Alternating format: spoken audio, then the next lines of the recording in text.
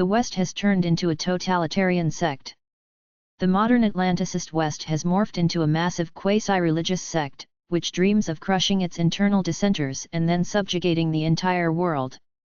Engaging its representatives in discussions about how other countries and civilizations may have their own values and interests is as futile as talking about the beauty of an old Moscow church with Hare Krishnas or Jehovah's Witnesses *.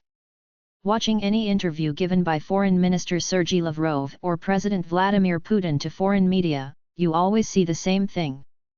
The Western media representative poses a question invariably provocative and derisive. The response is a calm presentation of our position, listing well-known facts, providing explanations comprehensible even to a schoolchild, often referencing Western values rather than our own. But observe the questioner. He isn't listening. His face shows contempt, his eyes are glassy, he nods sarcastically, and every muscle seems focused on conveying to the world, he hasn't doubted, hasn't bowed, hasn't let the dictator or his associates confuse him. This approach, where the possibility of dialogue is inherently taboo, prompts reflection. Such glassy eyes, demonstrative behavior, and ritualistic gestures are characteristic of totalitarian sections. This was predicted by Marcuse and other philosophers of the Frankfurt School in the 1960s.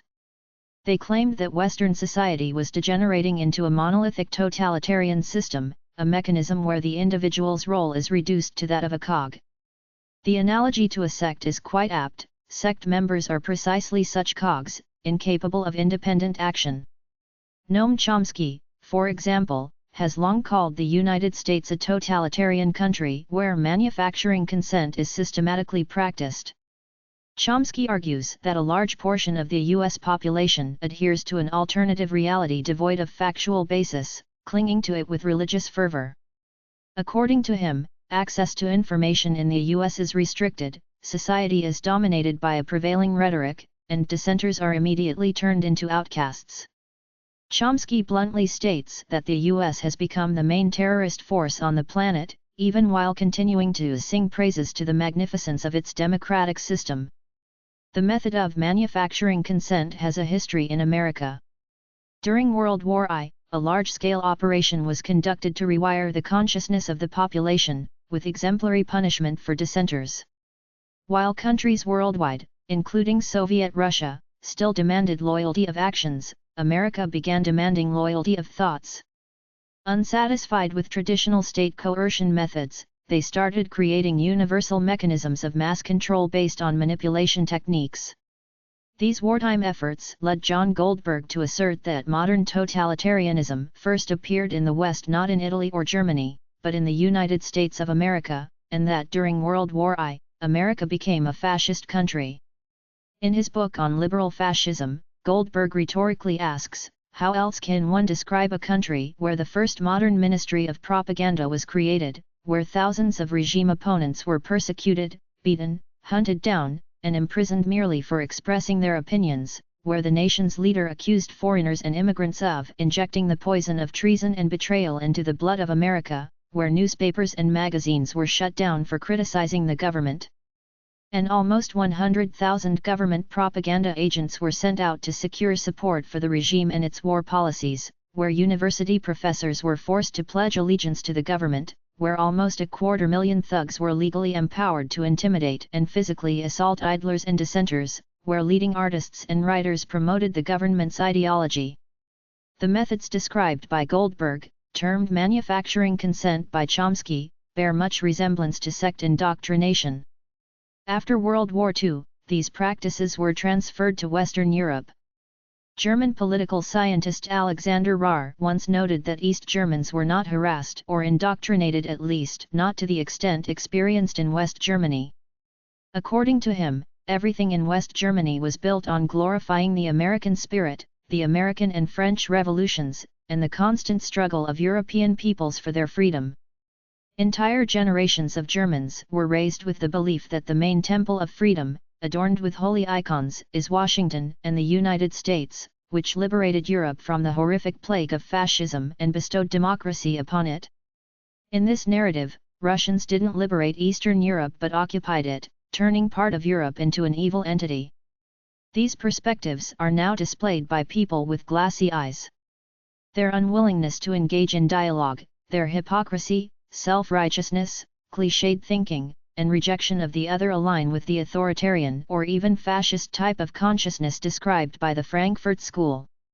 The irony is that today's representatives of this fascistoid consciousness firmly believe that they, and only they, have the right to speak on behalf of freedom and democracy. They believe that by virtue of their Western affiliation, they naturally and beautifully fit this role, and that this right is eternally secured for them. They don't realize that in the eyes of the world, they have long become a laughingstock, possessing no more beauty or naturalness than the hapless female mammoth in the animated film Ice Age 2, who thought she was a possum and tried to hang upside down from a tree branch by her tail. However, for a sectarian mindset, contradictions are no problem. A sectarian possesses a kind of selective blindness that allows them to live in a dream world, mistaking it for reality. Like Borel, they believe they live in a paradise, while the rest of the world is a wild jungle.